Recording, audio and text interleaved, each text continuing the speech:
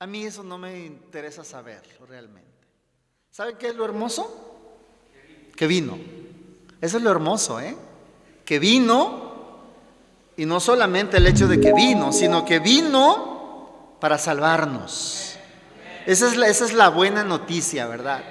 Porque hay gente que va a empezar a ver el debate en redes sociales sobre todo, ¿no?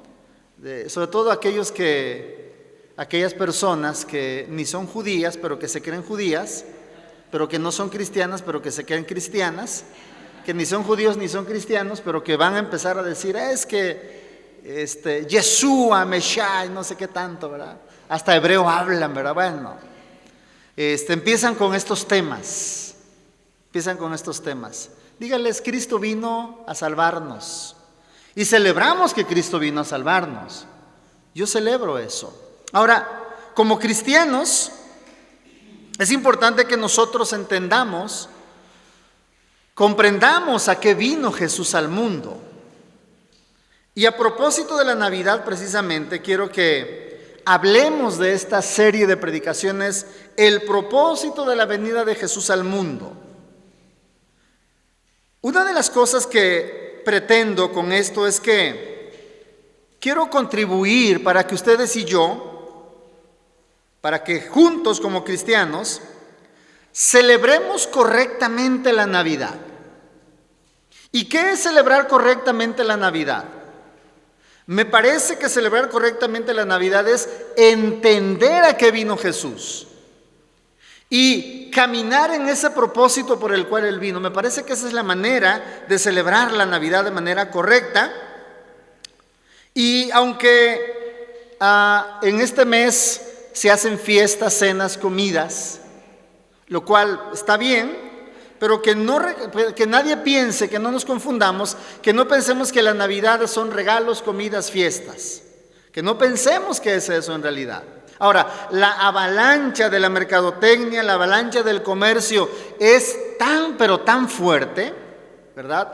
Que muchas veces los cristianos entramos, ¿verdad?, en esa avalancha de la mercadotecnia, y entonces nos dejamos envolver por lo que el comercio llama el espíritu navideño, pero para ellos el espíritu navideño se llama dinero, ¿verdad? Para el cristiano el espíritu navideño tiene que llamarse Cristo. Por eso hoy les voy a hablar de la gracia de Dios, porque uno de los propósitos de la venida de Cristo al mundo es mostrarnos la gracia del Padre. A eso vino Jesús. Ahora, quiero que escuchen un pasaje y van a buscar otro. Escuchen Juan 1:18, escúchenlo por favor. Dice el evangelista Juan: pues la ley por medio de Moisés fue dada, pero la gracia y la verdad vinieron por medio de Jesucristo. ¿Ok? La gracia y la verdad vinieron por medio de Jesucristo. Por eso quiero hablarles de la gracia de Dios en esta ocasión. Y ahora voy a pedirles que abran su Biblia en el Evangelio de Mateo, capítulo 1, por favor. Todos abran su Biblia allí.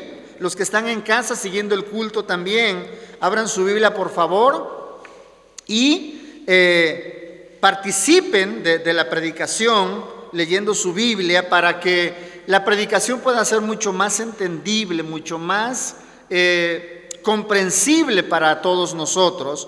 Mateo capítulo 1, vamos a leer, fíjese bien, solamente los versículos del 1 al 3. Mateo 1, del 1 al 3, ¿ok? Cuando estén listos me dicen, por favor, digan amén, para saber que están listos, y vamos a leer juntos la palabra de Dios, que dice así: libro de la genealogía de Jesucristo, hijo de David, hijo de Abraham. Abraham engendró a Isaac, Isaac a Jacob, y Jacob a Judá y a sus hermanos. Judá engendró de Tamar a Fares y a Sara. Fares a Esrom y Esrom a Aram. Si usted sigue leyendo, va a encontrar que hasta el versículo número 15, 16 todavía, bueno, hasta el 17, se sigue hablando de la genealogía de Cristo. Ahora bien,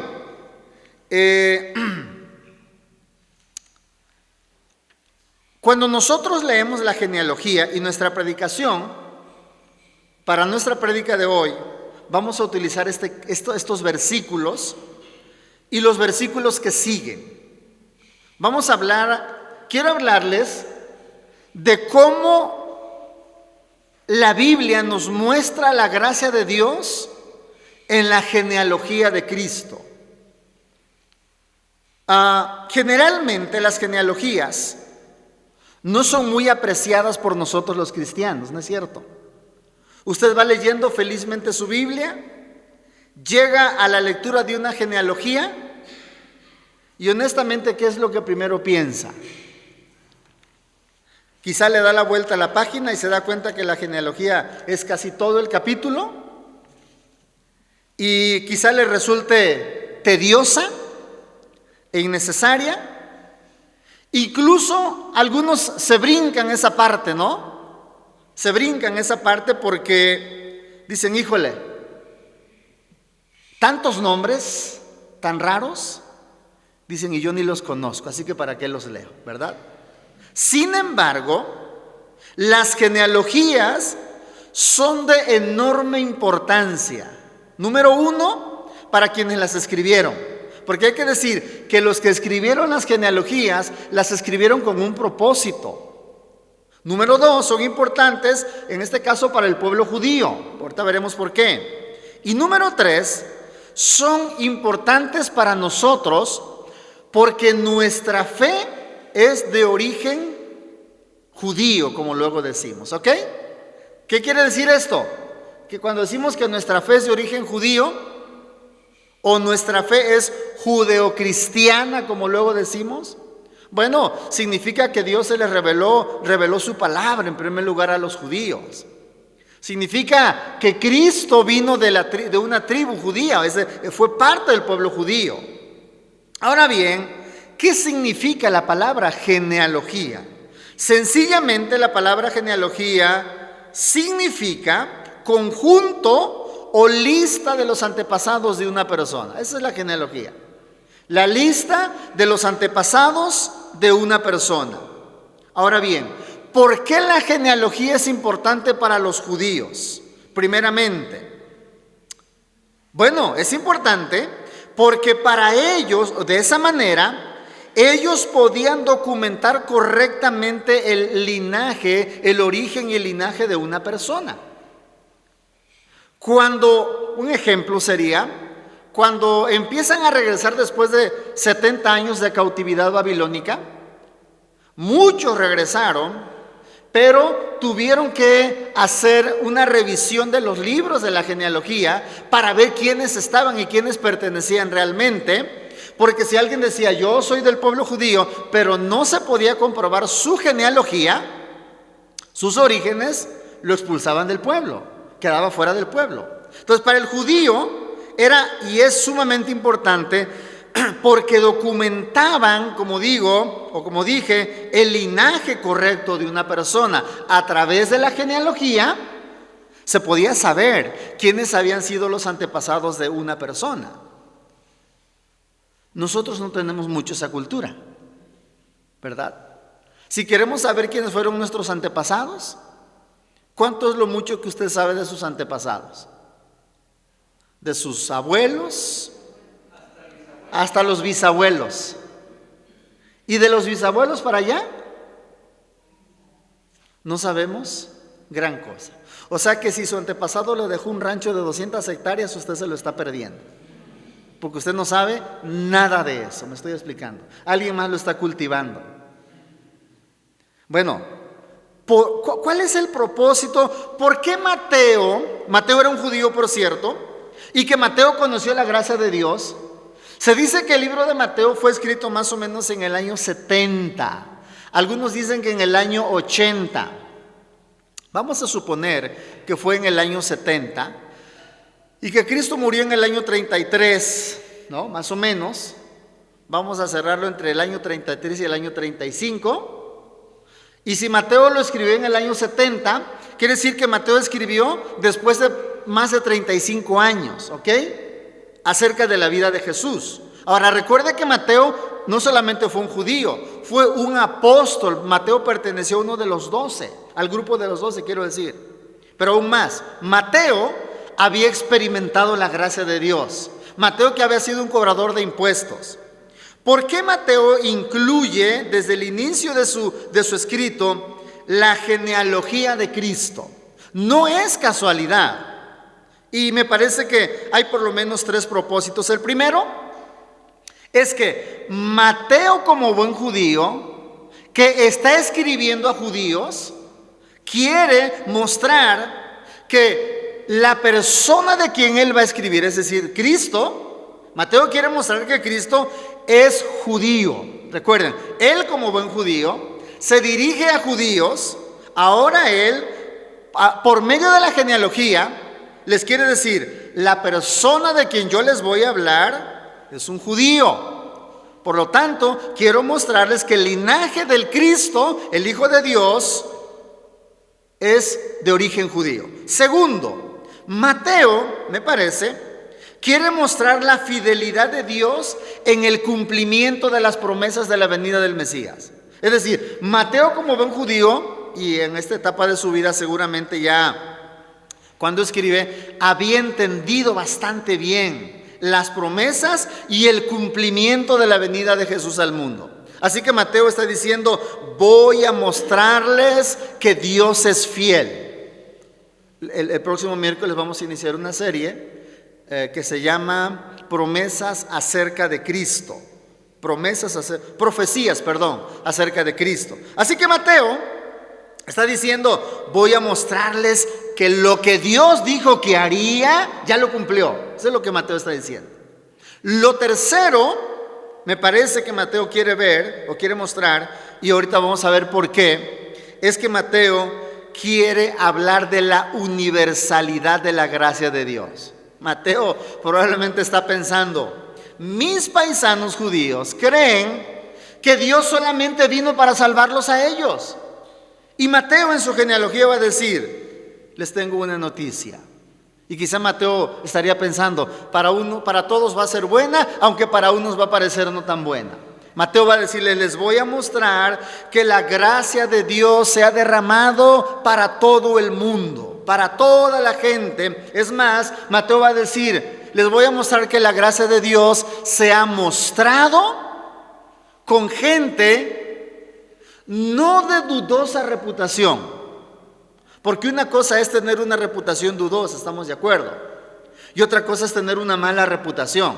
Así que Mateo va a decir, bueno, en algunos casos las personas a quienes Dios les muestra su gracia tuvieron una mala reputación o tuvieron una fama de ser mala reputación, pero Mateo va a decir, pero les voy a mostrar que otros, en el pensamiento de nosotros, diría Mateo, fueron malos y con ellos Dios mostró su gracia.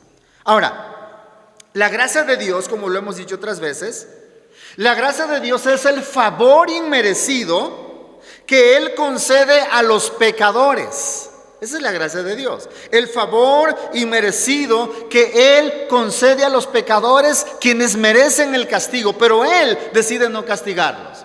Y no solamente decide no castigarlos o decide no castigarnos, sino que nos muestra su misericordia, su bondad. En la teología se identifica dentro de el estudio de la gracia de Dios 2 maneras en que Dios muestra su gracia. Lo que se conoce como la gracia común y lo que se conoce también como la gracia especial. La gracia común, el sol. Dios nos concede el sol a todos. Eso es la gracia común. El oxígeno. Dios nos concede el oxígeno a todos. Eso es la gracia común, ¿verdad? El sustento diario, la comida. Esa es gracia común porque Dios se la da a todos o nos la da a todos. Pero la gracia especial tiene que ver con aquellas personas que han sido perdonadas y salvadas. Eso se conoce como gracia especial. Ahora, quiero mostrarles la gracia de Dios precisamente en este pasaje y vamos a ver 3 tipos de personas en quienes Dios mostró su gracia. Primero, vamos a ver a una lista de judíos, Luego vamos a ver una lista de personas no judías. Y luego vamos a ver una lista o algunas personas que no solamente no eran judías, sino que eran personas marginadas. Normalmente, cuando las personas hacen o hacían su genealogía, incluían principalmente en su genealogía a las personas que tenían, es decir, dentro de su familia, a los que tenían buena fama, ¿ok? Excluían a los que tenían mala fama. Si en la familia había alguien, un asesino, por ejemplo, o alguien que había cometido una falta grave, no aparecía en la genealogía. Las mujeres no aparecían en la genealogía. Aparecían las personas nobles, ¿no? O sea, no aparecía gente del vulgo. Pero en esta genealogía iremos viendo que aparece de todo. Y ahí es donde está la gracia de Dios. Ahora, déjenme adelantarme un poquito aquí a esto. Cuando hablo de esto, no pretendo descalificar a todas estas personas. El énfasis no es, mira todo lo que hicieron. No. El énfasis es, mira lo que Dios hizo a pesar de lo que ellos hicieron. ¿Sí me estoy explicando? Miren cómo Dios se fijó en ellos. También hay que decir, y me adelanto un poquito, que esto no es un pretexto para decir, bueno, entonces podemos hacer lo que querramos. No es para decir, bueno, haz lo que quieras. No. Es, como digo de nuevo, para mostrar la gracia de Dios. Así que vean conmigo Mateo capítulo 1. En primer lugar, vean que Mateo dice, libro de la genealogía de Jesucristo, hijo de David, hijo de Abraham. Primero, aunque voy a hablar de David más adelante, pero el primero que quiero hablar es de Abraham. En la Biblia, ¿cómo se le conoce a Abraham? Ustedes recuerdan, como el padre de la fe. Ahora, ¿cómo fue la vida del padre de la fe? ¿El padre de la fe llevó una vida perfecta? No. A pesar de eso, Dios no lo desechó. ¿Cuáles fueron los errores más notorios del padre de la fe?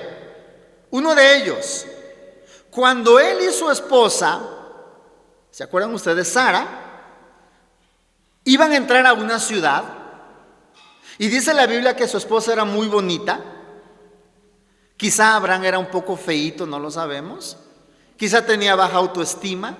Quizá no estaba seguro del amor de Sara, no lo sabemos. Pero le dijo a Sara, cuando entremos a la ciudad, no vas a decir que eres mi esposa. ¿Qué le dijo? Vas a decir que eres mi hermana. Y Sara dijo, está bien. Entonces llegaron a la ciudad porque él decía, como ella es bonita, a mí me van a matar estos ingratos y a ella se van a quedar con ella. Y dijo, mejor vamos a decir que tú eres mi hermana. Y entraron a la ciudad y le preguntaron, oye, ¿y ella quién es? Dijo, es mi hermana. Sí, yo soy su hermano. Entonces él mintió en realidad. ¿Qué más cometió el padre de la fe? ¿Qué otra falta cometió el padre de la fe? Tuvo relaciones con su criada. Dios le había dado la promesa de que le daría un hijo. Y Abraham estaba preocupado porque él cada día se veía, ¿verdad? El pastel de cumpleaños cada vez tenía más veladoras, ¿no? Más velitas, ¿no? Contaba, ya contaba 10, 20, 30, 50, 70, 80 años y el hijo que yo espero no me llega. Y se acostó con su criada pensando que por ahí podrá venir el hijo de la promesa. Error, Dios no tenía planes en ese sentido para Abraham. ¿A quién más se menciona? En el versículo número 2 dice, Abraham engendró ¿a quién? No, el versículo número 2. A ver, ¿qué Biblia están leyendo mis hermanos? A ver. Ay, se me esconde. Engendró a Isaac. Pongan atención. Sí engendró a Ismael, por cierto, ¿verdad? Sí, ciertamente. Por ahí yo creo que la persona pensó, sí engendró a Ismael. Pero en el versículo 2 dice que engendró ¿a quién? A Isaac. ¿Qué creen que hizo Isaac un día que ya tenía a su esposa también e iban a entrar a una ciudad? Lo mismo. tenía una mujer bonita. Y entonces le dice a su esposa Rebeca: cuando entremos a la ciudad, tú dirás que eres mi hermana. Entraron a la ciudad y le dicen: oye, y esa mujer tan bonita que te acompaña, ¿cómo se llama? ¿O quién es? Dijo: es mi hermana. Y ella dijo: soy su hermano. Pero no era su hermana realmente, era su esposa. Isaac tuvo una familia disfuncional. ¿Saben por qué? Porque en su familia él tenía un hijo predilecto. ¿Cuál era el hijo? Él tenía 2 hijos, ¿se acuerdan? Esaú y Jacob. Y él tenía predilección por Esaú. ¿Se acuerdan ustedes? Él tenía predilección por Esaú. No es correcto que uno tenga predilección por uno de sus hijos, ya me estoy explicando. Eso no fue bueno. Resulta que la esposa de Isaac, es decir, Rebeca, tenía predilección por el otro hijo, por Jacob. Así que cada uno tenía su hijo favorito, su consentido. Y eso justamente fue algo que hizo que la familia terminara muy mal. Un día Jacob le robó a su hermano la primogenitura. Eso hizo que se tuviera que ir a casa de su tío. Y después de más de 20 años, Jacob y Esaú se reencuentran. Pero se ven separados. Porque cuando Jacob le robó la primogenitura, Esaú dijo: el día que el viejo se muera, lo voy a matar. Imagínense ustedes. El día que mi papá se muera, dijo él, lo voy a matar. Rebeca supo, le dijo a Jacob y se puso en camino de inmediato. Él sabía que su hermano lo podía matar. Y Rebeca le dice a Jacob, a Isaac: si nuestro hijo se busca una mujer cananea, me va a echar a perder la vida. No hay nada que me arruine más la vida que tener una nuera cananea. Y Esaú dijo: ¿una nuera cananea? Dijo: pues ahora me la busco. Ahora me la busco. Isaac tuvo una familia disfuncional. ¿Qué más sigue? En el versículo número 2. Abraham engendró a Isaac. Isaac engendró ¿a quién? A Jacob. Ojo, ¿quién fue Jacob? ¿Saben cuál era el sobrenombre de Jacob? ¿Alguien se acuerda? ¿Perdón? El tramposo, o el suplantador, o el tramposo. El usurpador. Entre sus cuates le decían el trácala. Así le decían seguramente, ¿no? Era tramposo. Hermanos, hay errores que a veces las personas cometemos y que nos marcan de por vida. ¿No es cierto? Y entonces Jacob, acuérdense, engañó a su papá Isaac. Imagínense ustedes, hermanos, tramando, ¿verdad? Le dice Rebeca: oye, tu papá habló con tu hermano Esaú y dice que lo va a bendecir. Le dijo que fuera a cazar unos animales al campo, que le prepare un guisado y después que se lo dé, lo va a bendecir. Que guise para su papá y que le va a bendecir. Y le dice su mamá a Jacob: ¿sabes qué? Hazte pasar por tu hermano para que te dé la bendición a ti. Y le dice: mamá, pero mi hermano es velludo, yo soy lampiño, ¿no? Y le dice su mamá: no te preocupes, tu papá ya no ve. Te vamos a poner ropas como de tu hermano Esaú y te vas a hacer pasar por tu hermano. Yo te preparo el guiso. Ven cómo se asoció Rebeca con Jacob, perdón. Y entonces, y aquí viene algo muy delicado también, porque va, ¿verdad? Él supuestamente toma el guiso y le dice: papá, aquí estoy para que me bendigas, haciéndose él pasar por su hermano Esaú. Y su papá le dice: hijo, pero ¿tan pronto regresaste?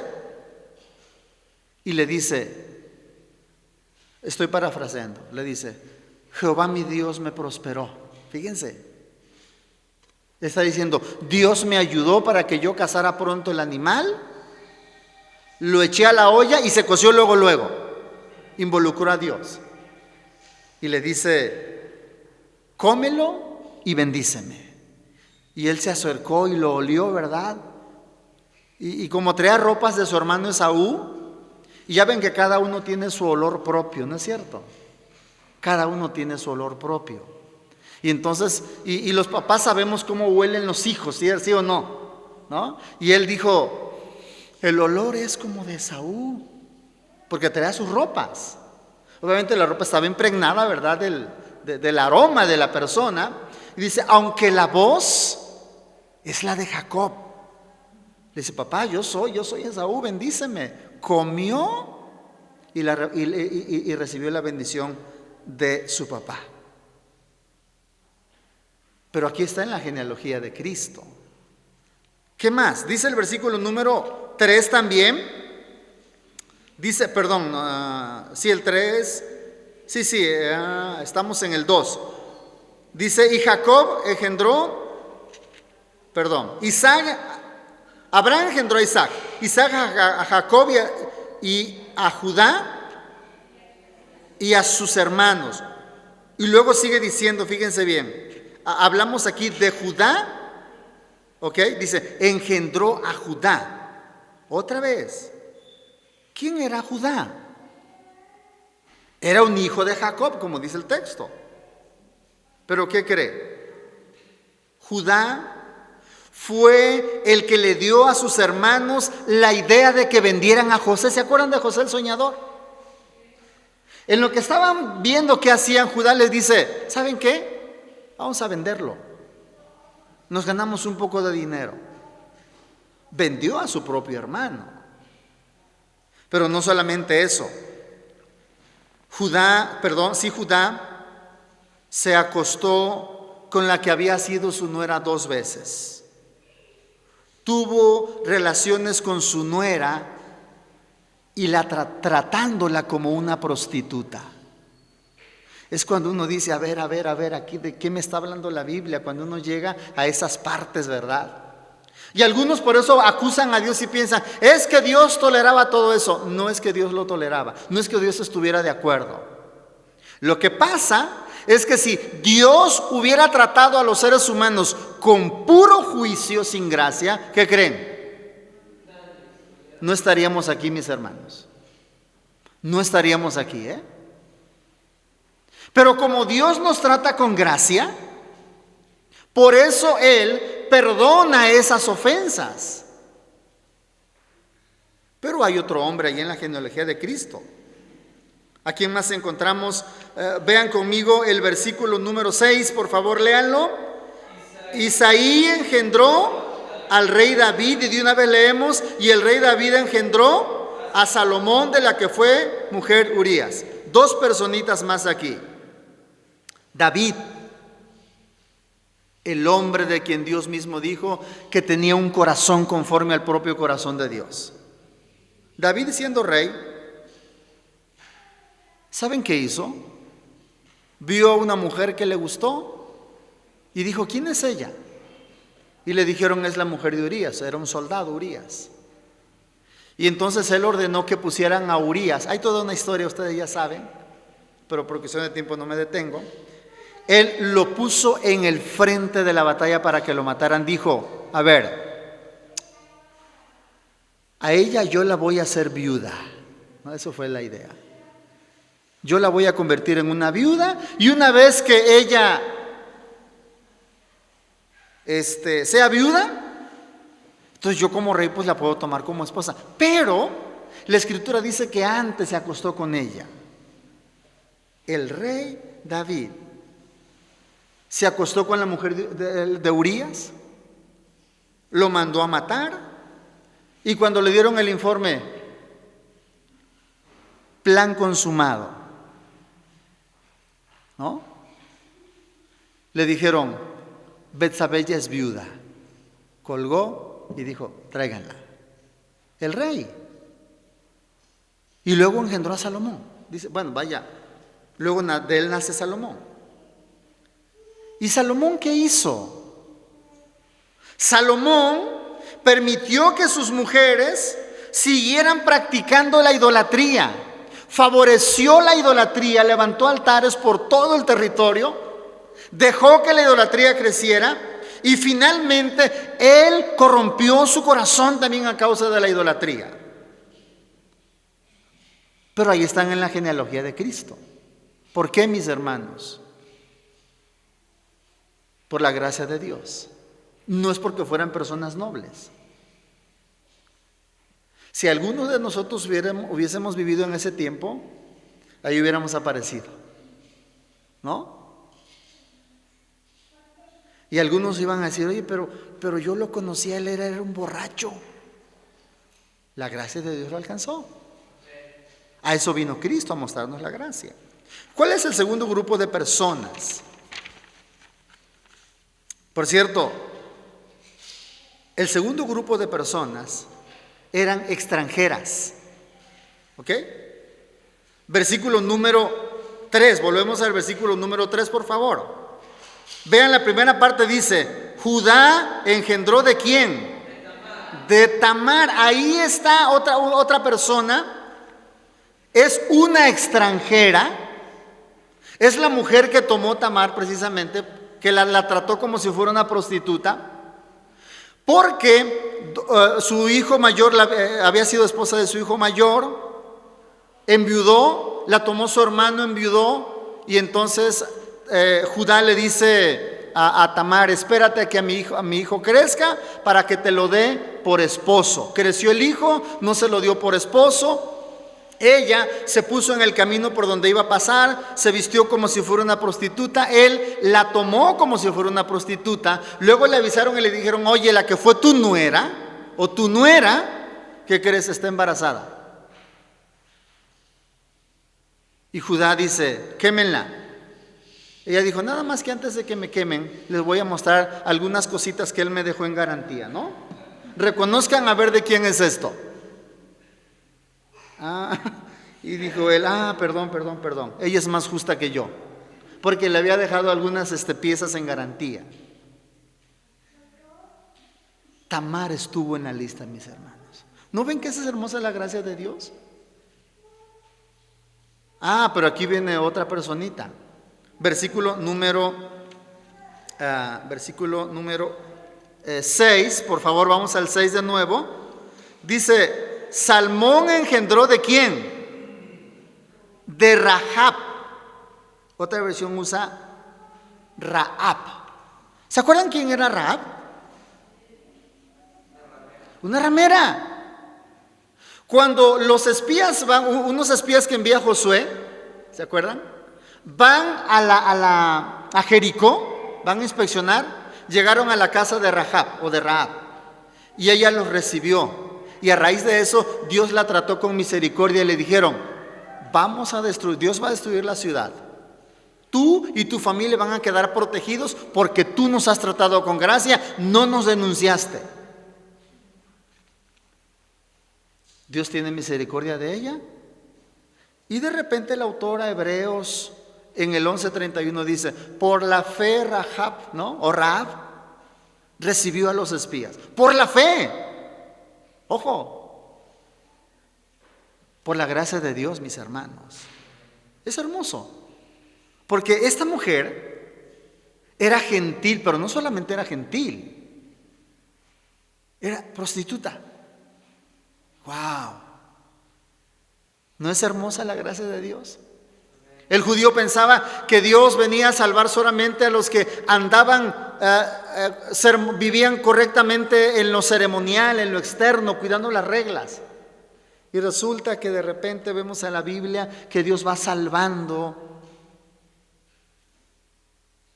a aquellos que no pertenecen a la clase privilegiada, como luego decimos.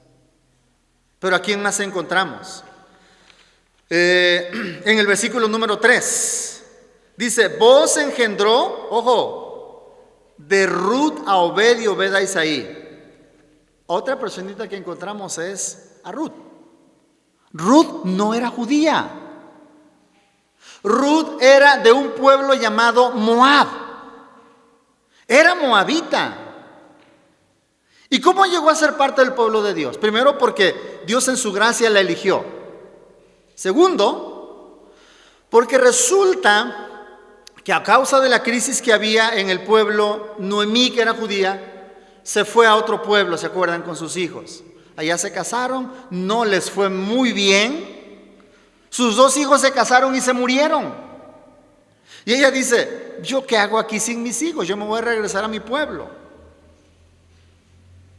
Sus nueras, una se llamaba Orfa, dijo, ok, se despidió de ella, pero Ruth le dice, donde tú vayas, yo iré. Tu pueblo será mi pueblo.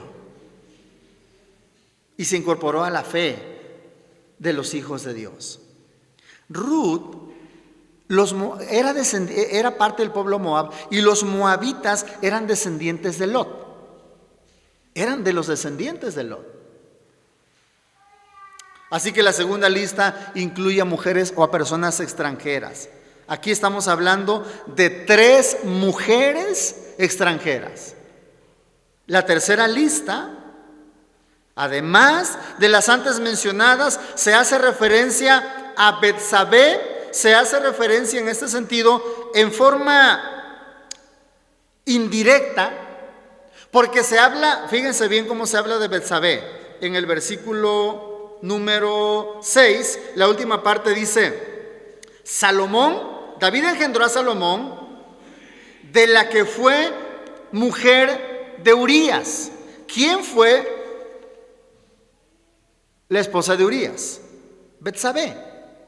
Entonces, lo que quiero decir con esto, mis hermanos, es que la gracia de Dios se dio o se mostró con personas extranjeras, y en este caso, incluyendo a personas marginadas. ¿Ok? Rahab era una persona marginada. ¿Sabe dónde tenía ella su casa? En el muro de la ciudad. Pero era una persona marginada. Era una persona que no era reconocida como una persona honorable. En muchas genealogías no se mencionan o no se incluían a las mujeres, mucho menos a las extranjeras, mucho menos a la gente de muy mala reputación. La pregunta es, como ya he dicho, ¿por qué Dios lo hace ahora? ¿Por qué Mateo lo hace? Porque Mateo está diciendo, la gracia de Dios no solamente es para los judíos, la gracia de Dios es universal, es para otras naciones, es para los gentiles. Y aclaro aquí, mis hermanos, lo que dije hace un rato. Es necesario advertir que no se pretende descalificar a estas personas por lo que hicieron. Si quisiéramos descalificar a las personas por lo que hacen o por lo que hacemos, todos estaríamos descalificados, ¿ok? Y a ver quién descalificaría al último, ¿no? A ver quién descalifica al último, no habría quien lo descalificara. Pero en la gracia de Dios, porque eso es lo que quiero que resaltemos, la gracia de Dios se manifiesta en la vida de ellos. Y como dije, no es pretexto para nadie para pecar. Que nadie diga, si Dios perdonó a Rahab, si Dios perdonó a Abraham, si Dios permitió y eligió a Jacob, etc. Alguien podría pensar, pero no es correcto pensar de ese modo. Concluyo diciéndole lo siguiente. Uno de los propósitos de la venida de Cristo al mundo es para mostrarnos la gracia de Dios. Por eso Juan dice, la ley por medio de Moisés fue dada, pero la gracia y la verdad nos vinieron por medio de Jesucristo. Dios ha mostrado y sigue mostrando su gracia para con nosotros. Usted y yo somos objetos de la gracia de Dios. ¿Por qué estamos aquí? Por la gracia de Dios. No estamos aquí, como he dicho otras veces, no es porque somos mejores que otras personas, solamente por la gracia de nuestro Dios. ¿Qué podemos y debemos hacer en relación a la gracia de Dios? ¿Qué hacer? Agradecer, alabar, compartirla con otros, mostrarla con otras personas, vivir agradecidos con Dios. Así que, mis hermanos, Cristo vino para que aprendamos la gracia de Dios. Ese es el propósito de la Navidad. Aproveche de compartir esto con su familia que no conoce a Cristo. Aproveche de compartir esto con sus amigos. Cuando busque la oportunidad. Que la gente no piense que la Navidad solamente es regalos, cenas, fiestas, ropa nueva, zapatos nuevos. Eso no es la Navidad. Eso es secundario. La Navidad es Cristo y Cristo vino para mostrarnos la gracia del Padre. Oremos agradeciendo por ello. Padre, muchas gracias por tu bondad.